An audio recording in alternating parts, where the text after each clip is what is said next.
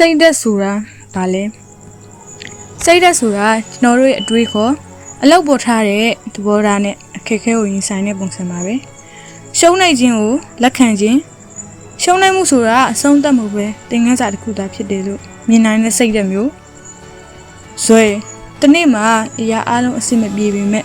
နောက်တစ်နေ့မှာပြန်စားဖို့ဝင်မလေးတဲ့စိတ်သက်မျိုး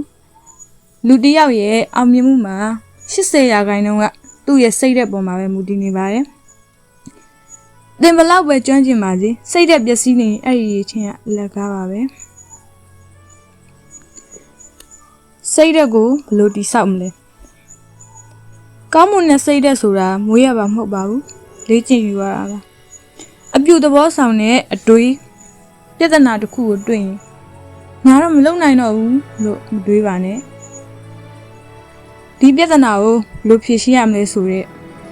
ဥစ္စာတစ်ခုဖြစ်ပြောင်းလဲတွေးခေါ်ပါကိုယုံကြည်မှုကိုယ့်အချင်းကိုအမြဲတမ်းပို့တိုက်ပေးနေရပါမယ်လောကကြီးကတင့်ကိုအယုံကြည်မရှိရင်တောင်တင်ကိုယ်တိုင်ကတော့တင့်ကိုယုံကြည်နေရပါမယ်ကျေးဇူးတင်တဲ့စိတ်ကိုယ်မှမရှိတာကိုတန်းတာနေမဲ့စားလက်ရှိပိုင်ဆိုင်ထားတာလေးကိုပဲတန်ဖိုးထားတတ်တဲ့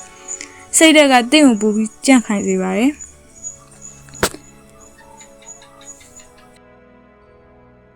မိတ်ဆွေတို့ရေတင်းပွားရဲ့အမြင့်ဆုံးကိုရောက်ချင်နေဆိုရင်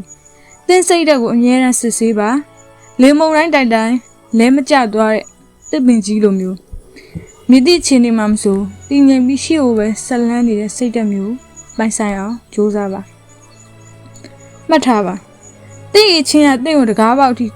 ခေါ်သွားပေးမယ်ဒါပေမဲ့တင်းစိတ်တဲ့ကသာအဲ့ဒီတကားကိုဖွင့်ပြီးအောင်မြင်မှုတွေကိုဝင်ရောက်နိုင်လုပ်ပြီးမှာပါဒီနေ့ကစပြီးတင့်ရဲ့စိတ်တဲ့ကိုအကောင်းဆုံးဖြစ်အောင်ပြုစုပြောင်းလိုက်ပါ